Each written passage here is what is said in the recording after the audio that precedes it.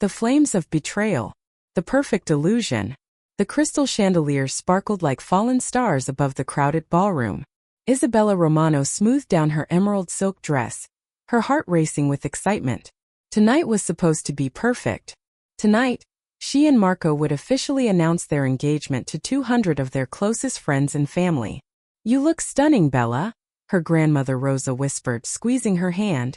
The elderly woman's eyes crinkled with joy, but something flickered there too. Worry perhaps. Or warning. Isabella smiled and kissed her grandmother's weathered cheek. "Thank you, Nana. I'm so happy you're here. Where else would I be?" Rosa's grip tightened slightly. "But remember, my darling, not everything that glitters is gold. Trust your instincts." Before Isabella could ask what she meant, Marco appeared at her elbow. Tall, handsome, with perfectly styled dark hair and a smile that had once made her weak in the knees. Now looking at him she felt something she couldn't quite name. "There's my beautiful fiancé," Marco said, pressing a kiss to her temple. His lips felt cold. "Are you ready for our big announcement?" "Of course," Isabella replied, pushing aside the strange unease creeping up her spine. The shattering. The evening flowed like expensive wine. Guests laughed, danced, and celebrated. Isabella's restaurant, Bella Vita, had catered the entire event, and the food was perfect. Everything was perfect. Too perfect. Isabella excused herself to check on the kitchen staff, her heels clicking against the marble floor as she made her way through the service corridor. That's when she heard them. Voices coming from the storage room. Familiar voices. "We can't keep doing this, Marco. She's going to find out." That was Sophia Chan, her best friend since college. Her maid of honor. "Relax, baby. Isabella suspects nothing. She's too busy with her little restaurant to notice what's happening right under her nose." Marco's laugh was cruel, nothing like the gentle chuckle Isabella thought she knew. Isabella's hand flew to her mouth, stifling a gasp. Her heart hammered against her ribs like a caged bird trying to escape. "But after the wedding?" Sophia's voice wavered. "You promised we'd be together. And we will be. Once I have access to her restaurant and her trust fund, we'll stage a divorce. You'll get me and I'll get everything else. It's perfect." The world tilted. Isabella gripped the wall, her legs threatening to give out beneath her. Trust fund? Her grandmother's inheritance that she planned to use to expand Bella Vita? The restaurant she'd built from nothing, working 18-hour days, bleeding her dreams into every dish? This couldn't be real. This had to be a nightmare. But nightmares don't have this much detail. Nightmares don't hurt this much. The confrontation. Isabella didn't remember walking back to the ballroom. One moment she was frozen in that corridor. The next she was standing on the stage, microphone in hand, staring at 200 expectant faces. Marco stood beside her, his hand reaching for hers. She pulled away. "Isabella." His confusion seemed genuine. He was a good actor. She'd give him that. "Ladies and gentlemen," Isabella began, her voice surprisingly steady. "Thank you all for coming tonight. I have an announcement to make."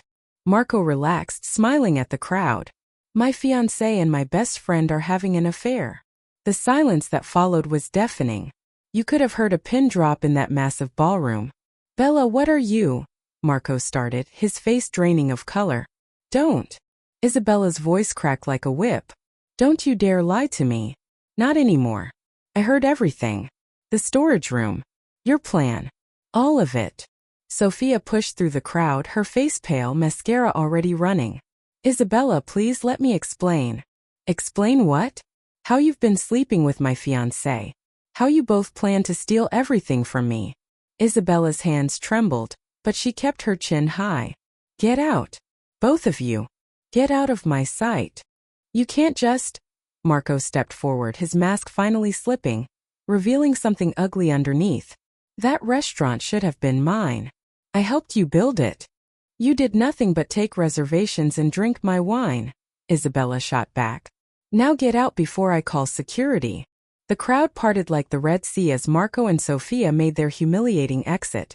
Isabella stood alone on that stage, 200 pairs of eyes on her, her heart in pieces on the floor. Then the applause started. Slow at first, then building. Her grandmother began it, standing with tears streaming down her face, clapping with fierce pride. Others joined in, and suddenly the entire ballroom was applauding her courage. But Isabella didn't feel courageous. She felt destroyed. The stranger.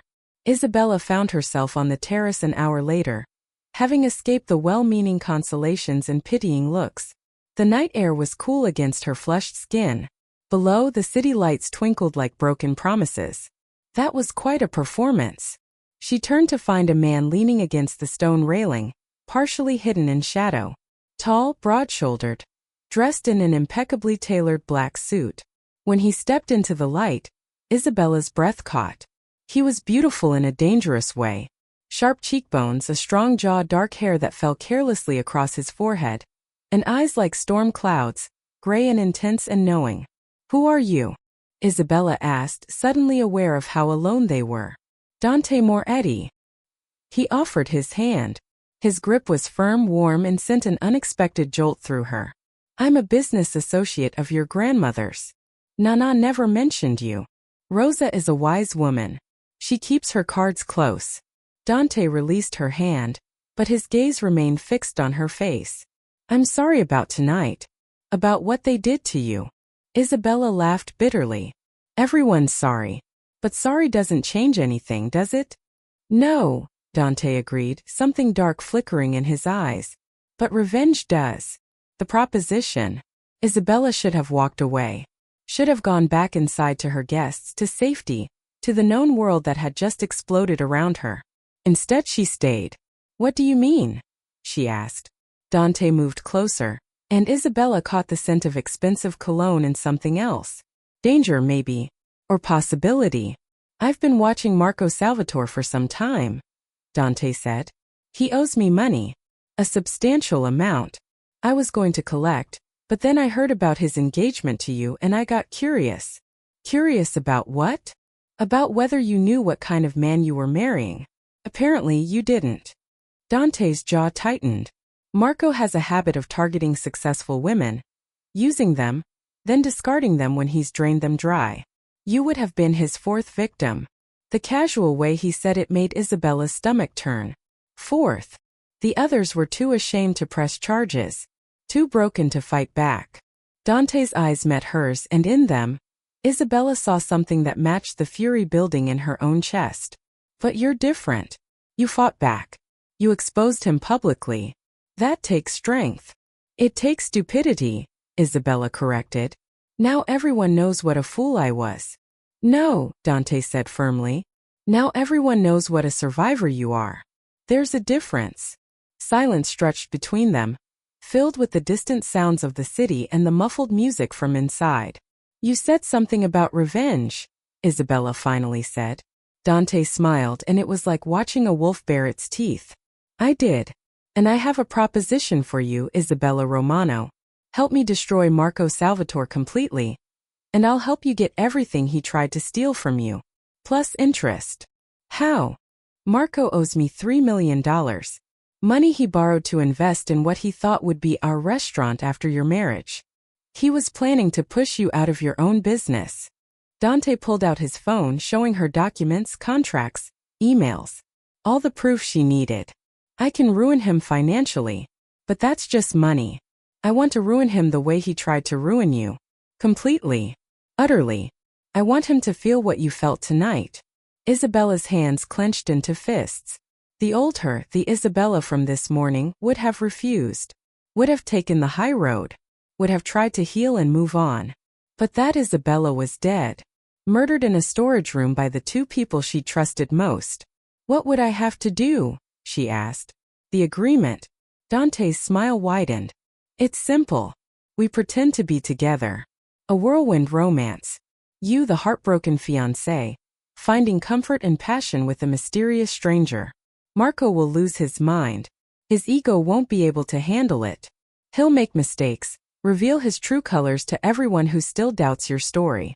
Meanwhile, I'll tighten the financial noose. Within 3 months, he'll be completely destroyed. Bankrupt, humiliated, alone. And Sophia? She'll go down with him.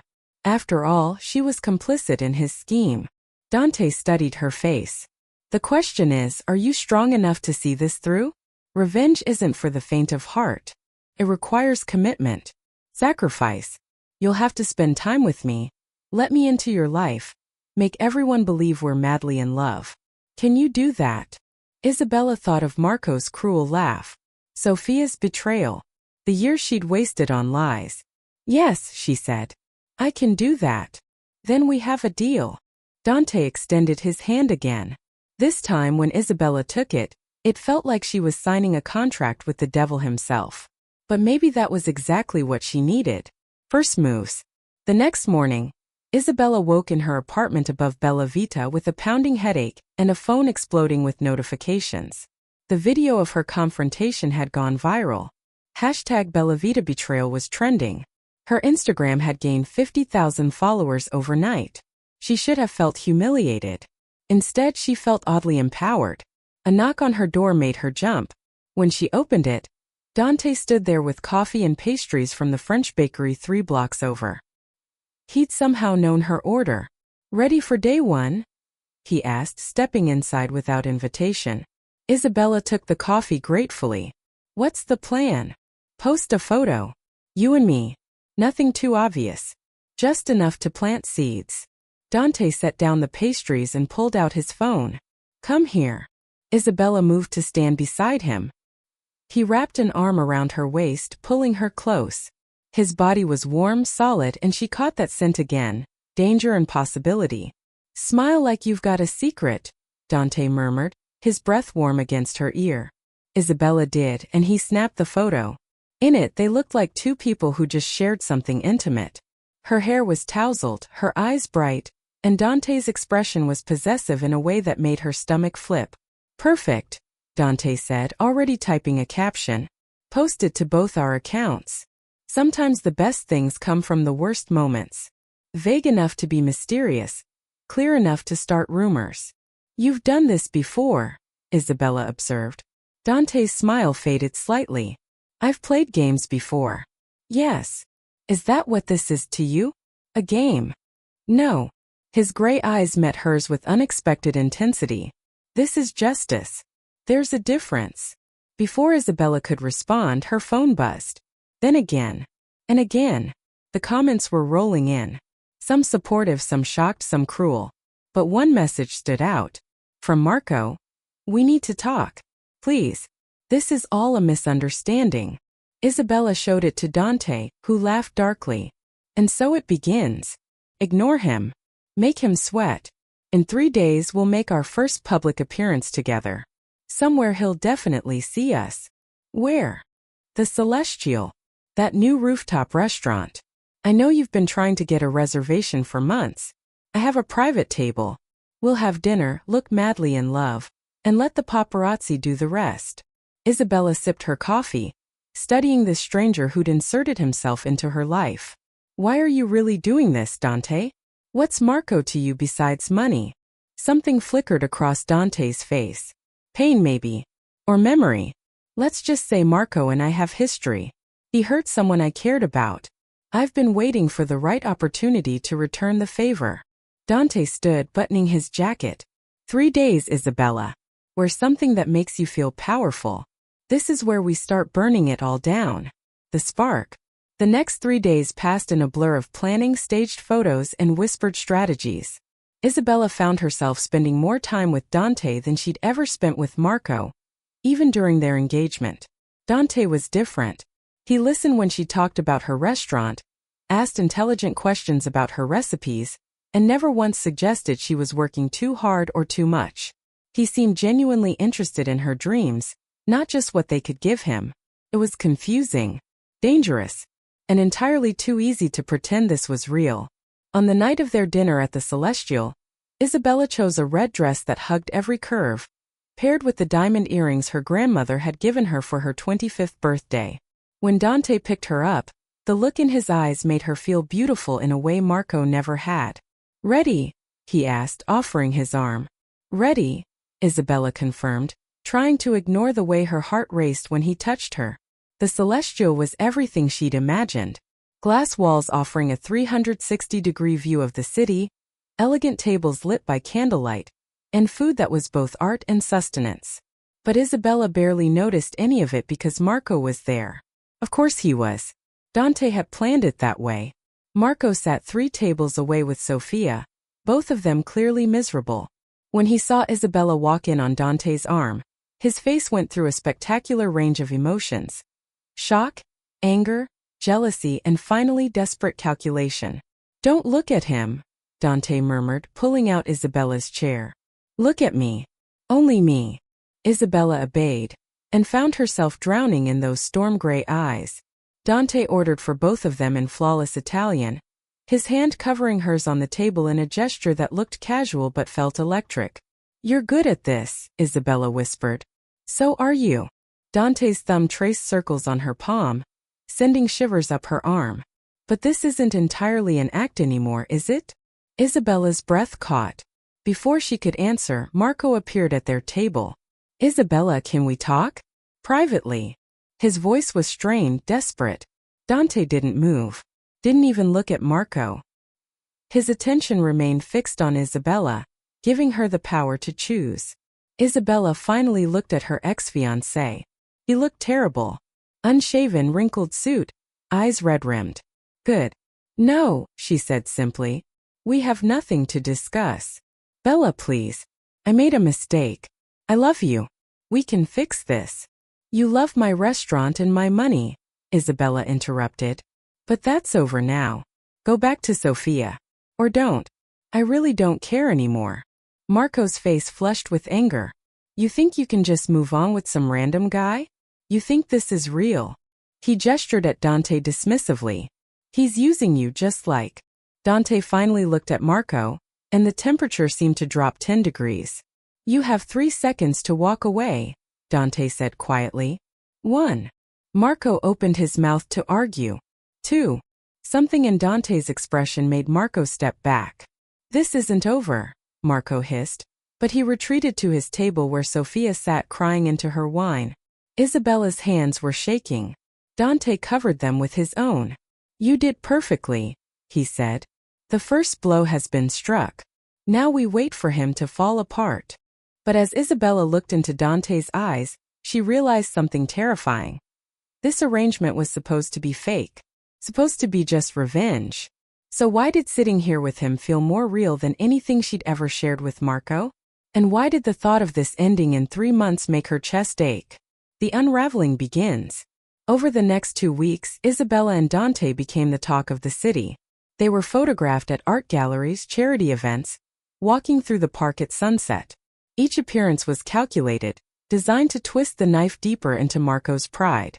And it was working. Marco's business deals started falling apart. Investors pulled out. His luxury apartment was suddenly listed for sale. And every morning, Isabella woke to increasingly unhinged messages from him. "You've destroyed me. This is all your fault. When I get back on my feet, you'll regret this."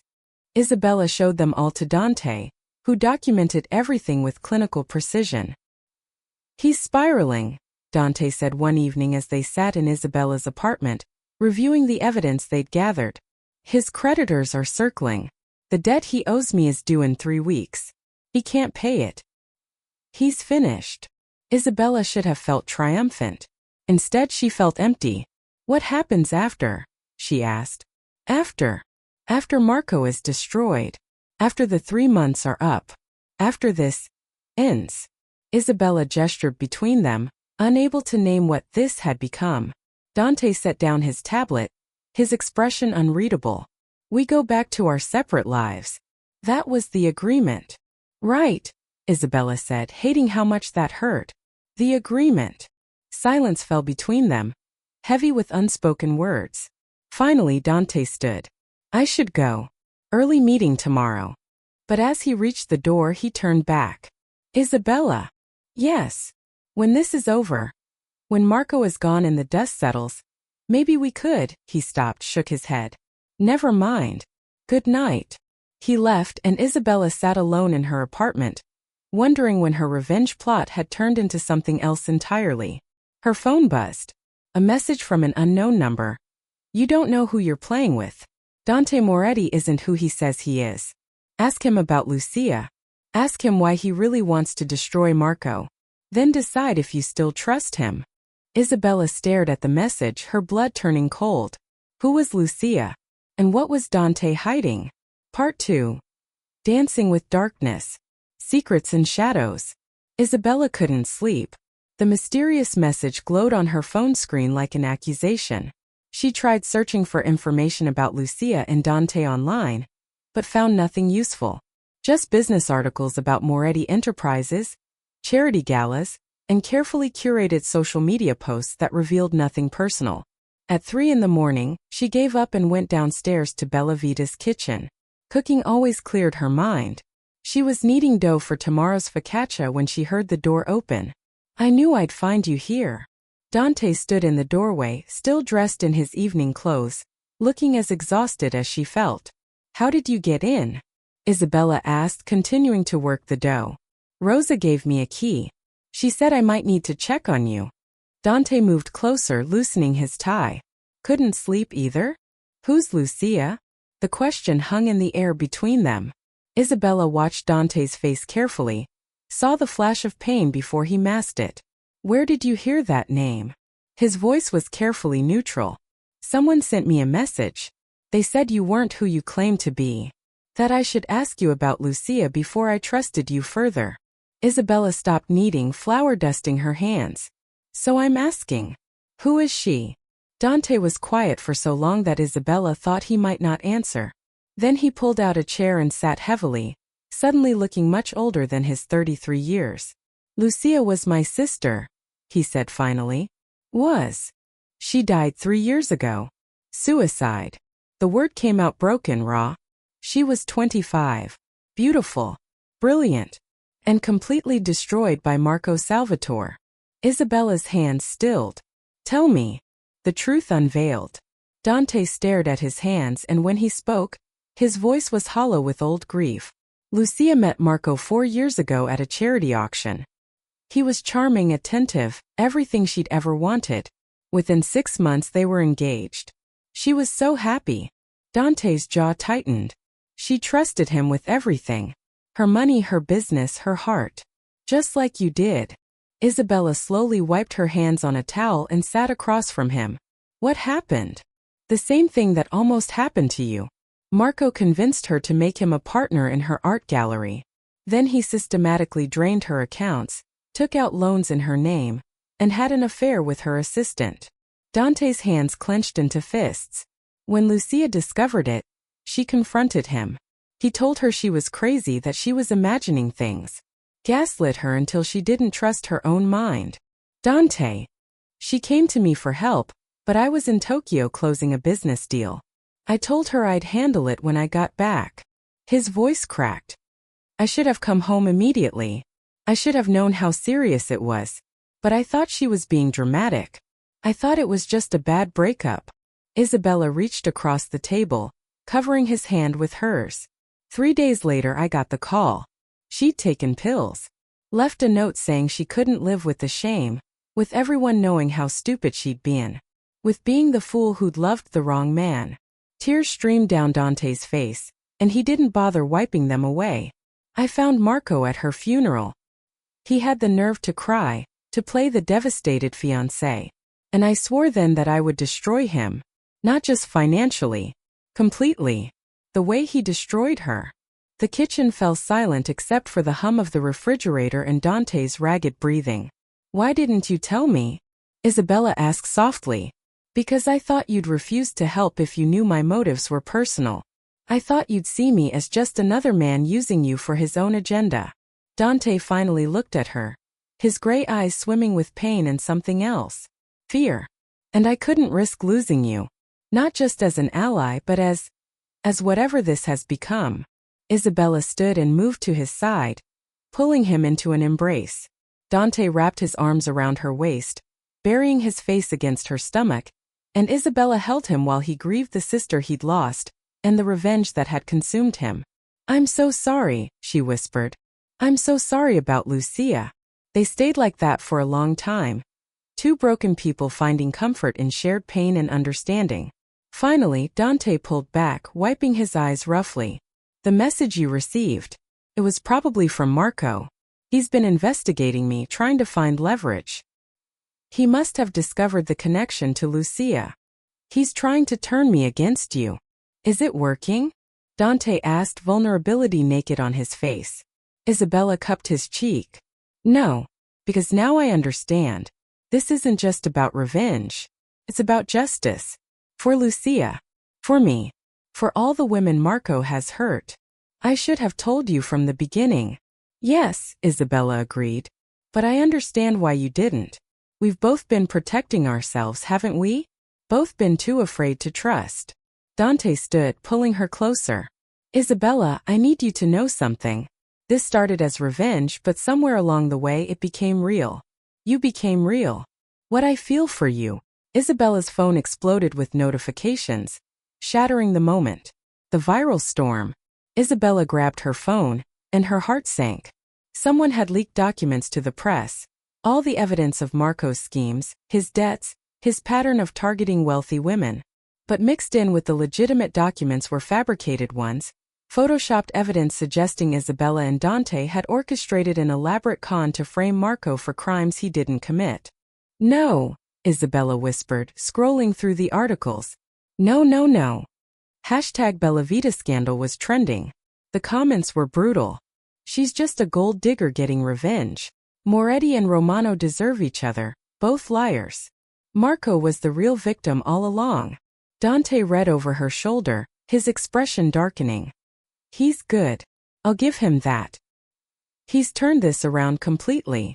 Isabella's hand shook. My restaurant. Dante, this could destroy my restaurant.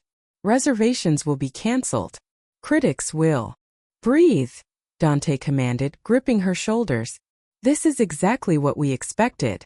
Marco's desperate, so he's playing dirty. But we have something he doesn't. What? The truth. And proof. Dante pulled out his phone. I've been documenting everything. Every transaction, every lie, every woman he's hurt. I have testimony from his previous victims, the ones who were too afraid to come forward before. Lucia's case file. Bank records. Everything. Then we release it all, Isabella said, her voice hardening. No more games. No more slow burn. We end this now. Dante smiled, and it was fierce.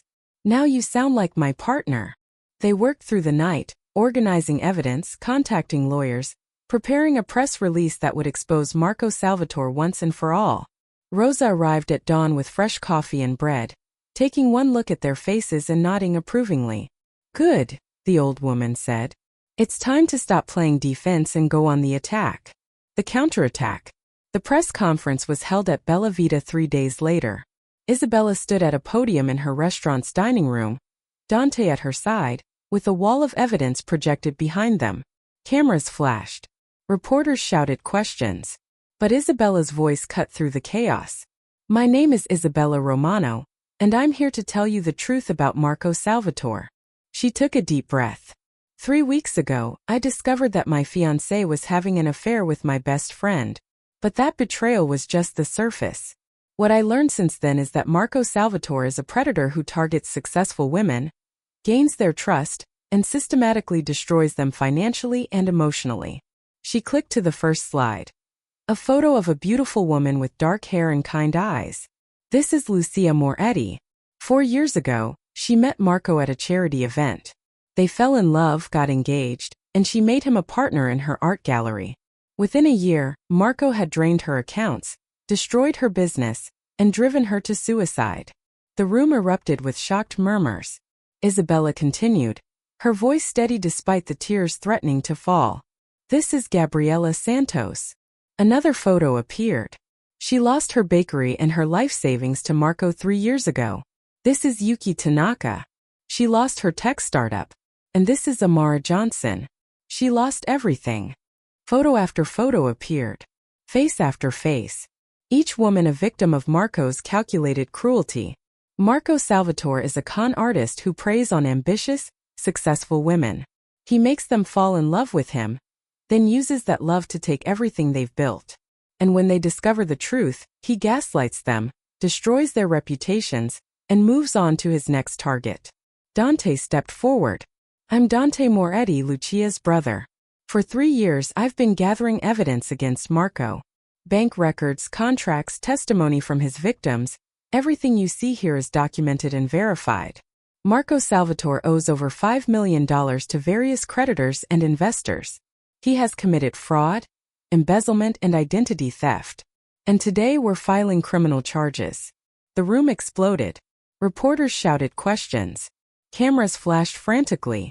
But Isabella only had eyes for the back of the room, where Marco had appeared, flanked by Sofia. His face was ashen, his confident facade finally crumbling. "This is slander," Marco shouted, trying to push through the crowd. "They're lying. They fabricated this evidence to destroy me because I rejected Isabella's advances." "We have recordings," Dante said calmly, playing an audio file. Marco's voice filled the room. "Isabella's so predictable. Once we're married, I'll have access to everything. Her restaurant, her trust fund, all of it. Sofia, baby, in 6 months we'll be set for life." The room went silent. Even Marco couldn't talk his way out of his own words.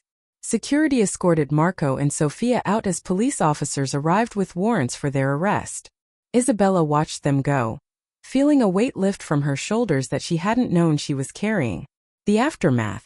The story went national within hours. Marco's arrest, the testimony from multiple victims, the evidence of his fraud, it dominated every news cycle. Public opinion swung dramatically in Isabella's favor. But the victory felt hollow. That night, Isabella stood on her apartment balcony, watching the city lights twinkle below. Dante joined her, 2 glasses of wine in hand. "You did it," he said quietly. "You exposed him. Got justice for Lucia and all the others." "We did it," Isabella corrected, accepting the wine. "I couldn't have done this without you." They stood in comfortable silence for a moment. "So what happens now?" Isabella asked, the question that had been haunting her for weeks finally spoken aloud. Dante was quiet for so long that Isabella thought he might not answer. Then he set down his wine glass and turned to face her. "I came to you for revenge," he said. "I wanted to use you to destroy the man who killed